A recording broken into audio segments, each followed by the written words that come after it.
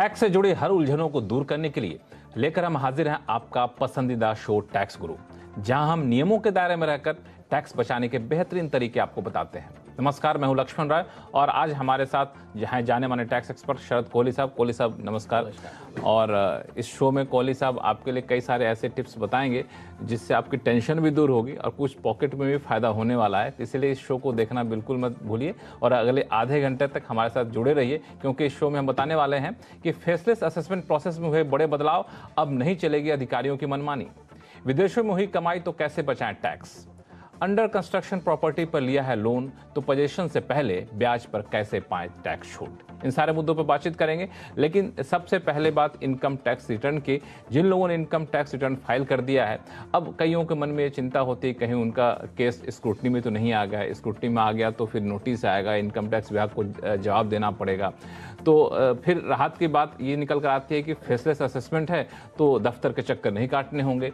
लेकिन faceless assessment में भी कई बार ऐसा देखने को मिला कि इनकम टैक्स पेयर्स की परेशानी बढ़ जाती थी। तो अब एक नया एसओपी या फिर कहें नई गाइडलाइन इनकम टैक्स विभाग ने जारी की है, जिससे फेसलेस असेसमेंट को और ज्यादा सुविधाजनक बनाया गया है इनकम टैक्स पेयर्स के लिए। तो फेसलेस असेसमेंट की बात जब आती है तो लोगों को लगता है कि बड़ी राहत मिलने वाली है, और मुझे लगता है कि कई सारे केसेस जो है फेसलेस असेसमेंट के अब तक आए हैं। पहले फेज में 60,000 केस को आइडेंटिफाई किया गया, उसके बाद कहा गया कि इसमें से ऑर्डर भी जारी किए गए करीब 24,000 मामले में। लेकिन अब जो नए जो बाकी बचे हुए केस में, उसमें नए नियम के तहत सरकार आगे बढ़ेगी। तो इस नए नियम के तहत अगर आगे बढ़ती है तो इनकम टैक्स पेयर्स को किस तरह से राहत मिलने वाली पहले के मुकाबले?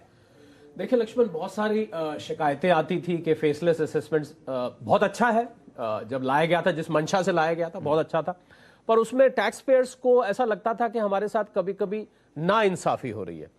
तो इसके लिए एक एसओपी लाया गया है और ये बदलाव मुझे लगता है कि टैक्स पेयर्स के बेनिफिट में, हित में है। सबसे पहला बदलाव जो लक्ष्मण इसमें लाया गया है कि इसमें आपके लिए जो नोटिसेस इशू करे जाएंगे उसको असेसमेंट अथॉरिटीज को हायर अथॉरिटी से अप्रूवल लेने पड़ेंगे। मतलब कोई भी अधिकारी अपनी मर्जी से कोई नोटिस नहीं जारी कर सकता, ऐसे नहीं कर सकता। हाँ। दूसरा इसमें क्या है, एक बहुत अच्छा जो नई चीज लाई गई है जो मुझे पर्सनली बहुत अच्छी लगी, कि एक हफ्ता पहले आपको असेसमेंट ऑर्डर एसएससी के साथ ड्राफ्ट शेयर करना पड़ेगा।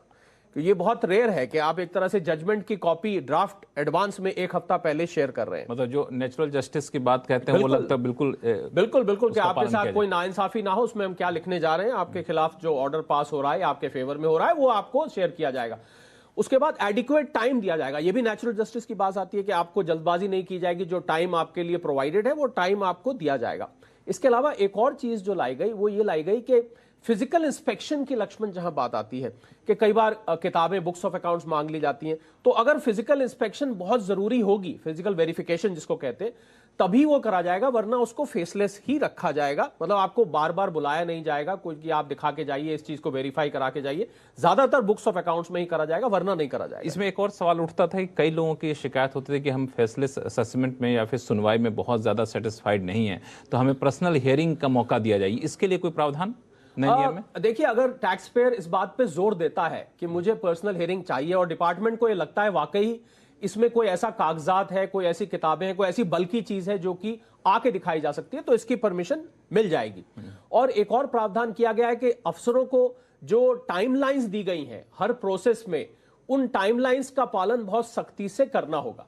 और आखिरी चीज जो बहुत अच्छी मुझे लगी फिर, कि आपको एसएमएस के जरिए और फिजिकल लेटर्स भी आपके एड्रेस पे भेज के आपको इत्तला दी जाएगी। बहुत सारी जगह लक्ष्मण शिकायत आती थी कि हमें पता ही नहीं लगा कब ये फैसला हो गया, पता ही नहीं लगा कब डिसीजन हो गया। अपनी बात कहने का हर मौका दिया जाएगा, बिल्कुल पूरा मौका दिया जाएगा। साथ में ये भी कहा जाए कि आपको ये भी मौका नहीं दिया जाए कि आप आरोप लगा सके कि इनकम टैक्स विभाग ने हमारे ऊपर ज्यादती कर दी, हमारी बात नहीं सुनी, हमारे खिलाफ ऑर्डर जारी कर दिया। बिल्कुल आपके एसएमएस के जरिए चिट्ठी आपके घर पर आएगी, नोटिस आएगा, इत्तला पहुंचनी बहुत जरूरी है। तो ये तो बड़ा ही फायदा हुआ इनकम टैक्स। बिल्कुल। और मैं जब ये सारा देख रहा था और फेसलेस असेसमेंट की प्रक्रिया को देख रहा था, तो मैं कभी कभी अपने आप को कुछ लाइनें लिखने से रोक नहीं पाता। लिखा हो तो बताइए, आपकी इजाजत हो तो मैं लिख दूं। मैंने फेसलेस के लिए खास ये लिखा है और मैं उम्मीद करता हूं जिन लोगों को राहत मिलेगी उनको पसंद भी आएगा।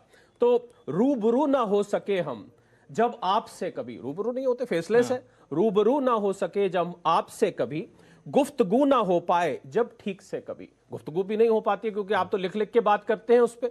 गुफ्तगू भी ना हो पाए जब ठीक से कभी, रुसवा तुम ना होना फेसलेस से अभी, रुसवा बात, तुम ना होना क्या बात। मतलब टैक्स पेयर्स नाराज ना हो जाए, फेसलेस से अभी। और आखिर में बोला तब आके थाम लेंगे हाथ आपका तभी।